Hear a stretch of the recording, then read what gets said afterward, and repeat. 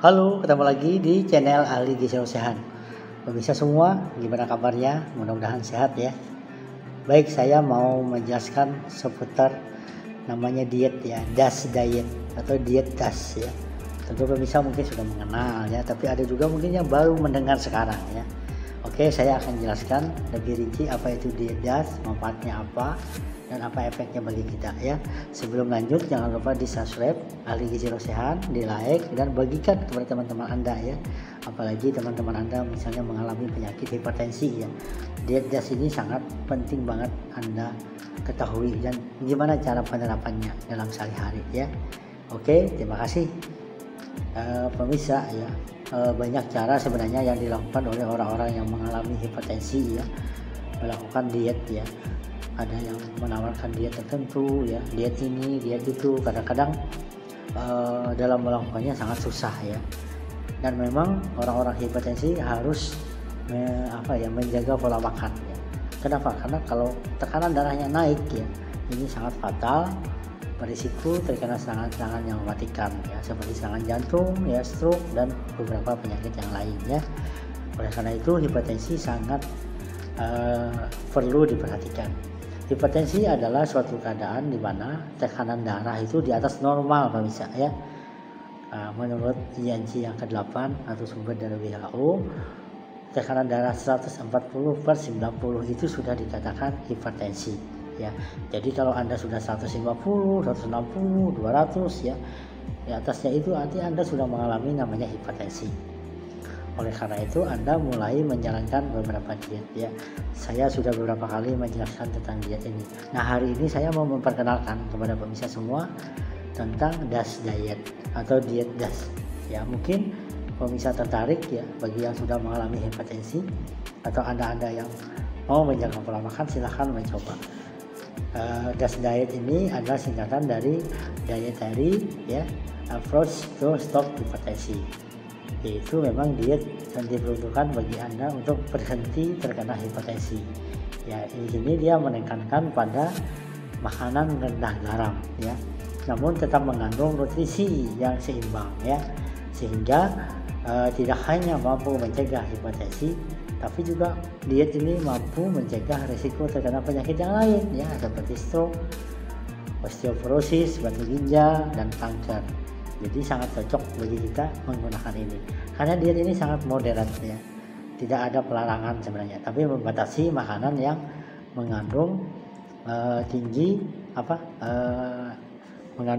bahan makanan yang natrium ya. Nah, bagi Anda yang mau mencoba diet ini silahkan ya. Di dalam aturan DAS diet ini pemirsa ya, garam itu merupakan musuh utama bagi orang yang hipertensi, karena tidak bisa kita elakkan ya. Dia dapat memberikan efek langsung terhadap kenaikan tekanan darah. Jadi kadar garam dalam tubuh kita atau natrium ini sangat peka sekali dia meningkatkan tekanan darah. Oleh karena itu diet ini mempertimbangkan bahwa kita harus waspada terhadap bahan makanan yang tinggi natrium ya.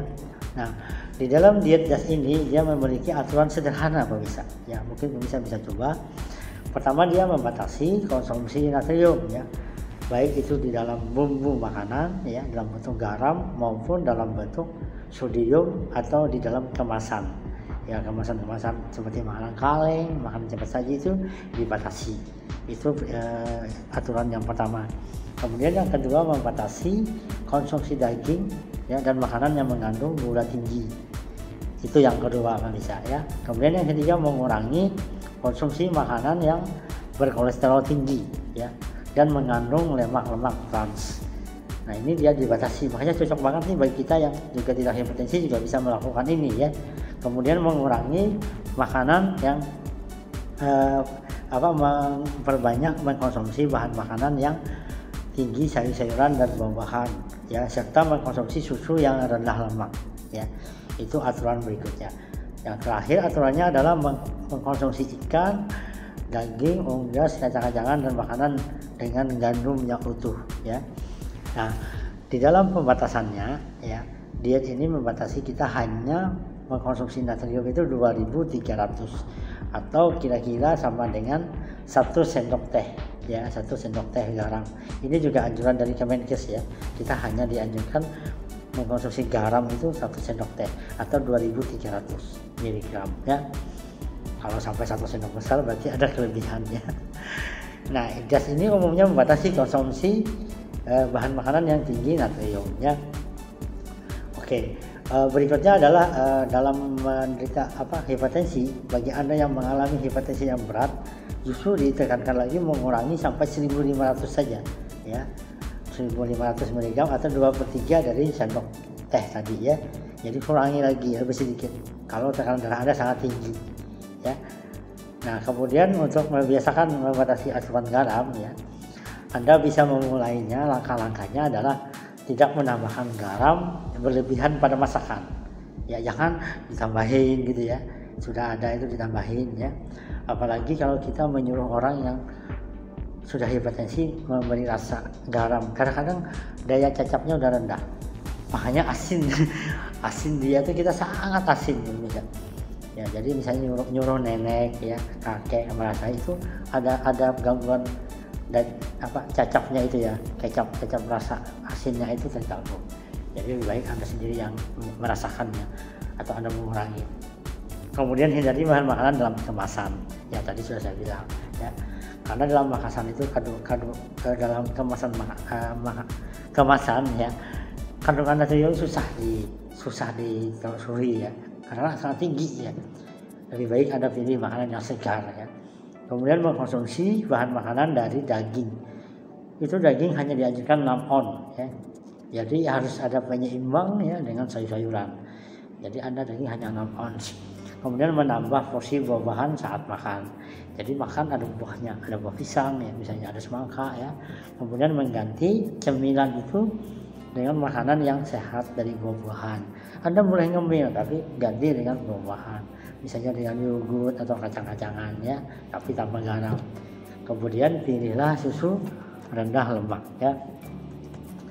Nah, dalam mengatur diet ini ya, kita selalu ditekankan tetap makan nasi ya, seperti biasa, ada sayur, ada buah. Jadi tidak ada pembatasan. Makanya kita sebagai orang biasa pun bisa melakukan diet DAS ini ya. Nah, yang penting porsinya diperhatikan.